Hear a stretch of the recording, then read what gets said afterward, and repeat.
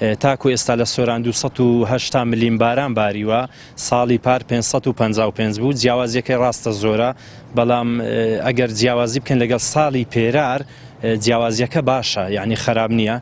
و هەروە 4 سانتیم بەفر ئەم ساڵ باریوە کە ساڵی پار هیچ نەباری بوو. و پێشبینیش دەکرێت لەم شەو بەولاوە شەپۆلێکی بەفر و بارانی سارد ڕوو لە هەرێمی کوردستان بکە لە ڕێگای سیبیریاوە، لە ڕێگای رووسیاوە، کە ئەمە جیاوازی هەیە لەگەڵ شەپۆلەکانی تر، زۆر سارد دەبێت. لە ڕۆژی شەمەوە ئاسمان ساماڵ دەبێت، ئەمەش وا دەکات کە پلەکانی گەرما بستنە ژێری سفرەوە. هەروەک دیارە کە ئێستا نەخۆشی و ڤایرۆس زۆر بڵاو بوویتەوە، ئەمە شوا دەکە ئەم سەرمایە کە ئەم نەخۆشی ڤایرۆسانە تا ڕادەیەکی زۆر لەناو ببات. و هەروەها ئەو ئاستەنجانەی کە دێنە بەردەم یەک لەوانە بۆ شوفێرانە کە دەبێتە هۆی بەستنی جادەکان داوایان لێ دەکەن کەوا خێراییان کەمکەنەوە.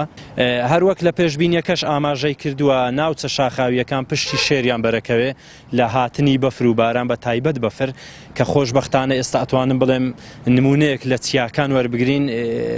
چیای مامەڕوت هەیە لە باڵەکایەتی مەترێک و 30 سانتیم تا مەترێک و 40 سانتیمی تێدایە، ئەمە شوا دەکا زیاتریش بێت.